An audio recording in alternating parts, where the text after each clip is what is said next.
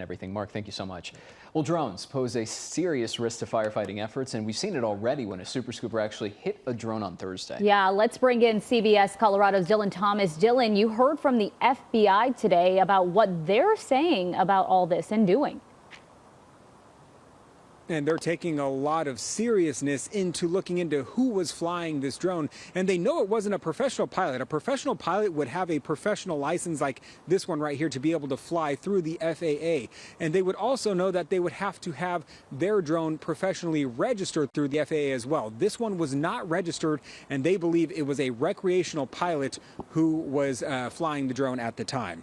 Now, for days, we have been seeing an extensive aerial attack on this fire, with several helicopters and planes dropping both water and fire retardant on both the Palisade and the Eaton fires. But these photos from the FBI show what happens when someone illegally flies a drone into an FAA restricted flight zone and then ends up hitting one of those planes. It caused enough damage to put a hole in the plane, removing it from the fleet of aircraft that otherwise would have been out saving homes. Now, the FBI is searching for the pilot of that drone. They say it was recreational, as a professionally licensed pilot, once again, would have registered their drone and been identified easily.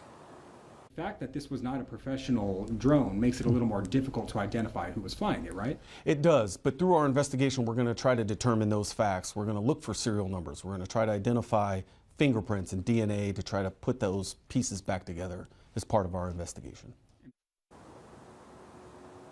Now, when it comes to that investigation, they are lucky. They do have the pieces of that drone that you saw in the photos. They have collected those. It appears to be a DJI, which is a brand of drone. It appears to be one of their drones, and they are going to be collecting it, as he just said, looking for the DNA evidence that might be on it, any fingerprints. But in the meantime, they're asking for the public's help to help identify who was the pilot of this drone. Anyone with information can call 1-800-CALL-FBI, or if they prefer to do it online, they can go to tips.fbi.gov.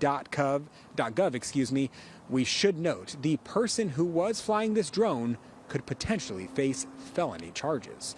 Reporting live in Los Angeles, Dillon Thomas, KCAL News. And Dillon, something I learned in the past few days from Mike Rogers at the desk is that when you do have a drone, if you follow it correctly, you won't be able to fly in these restricted airspaces. In fact, people have to essentially download a software to bypass that restriction. So it almost makes it feel like we don't know the reasons, but that it was no accident.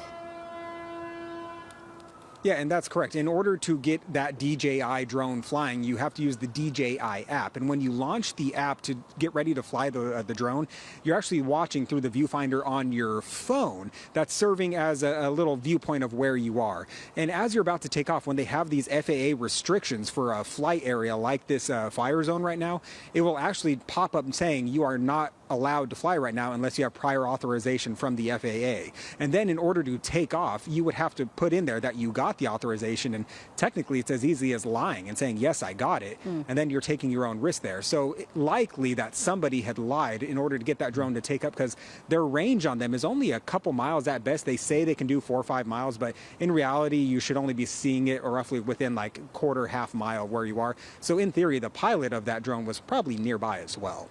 Yeah, and those potential felony charges really highlight the dangerous situation that this was causing and the seriousness of all of this. Dillon Thomas, thank you so much for that report. Now we want to bring in Lauren Posen, who is live on Westridge Road looking down into Mandeville Canyon, where fire crews are trying to deal with all of these flames. Lauren, I know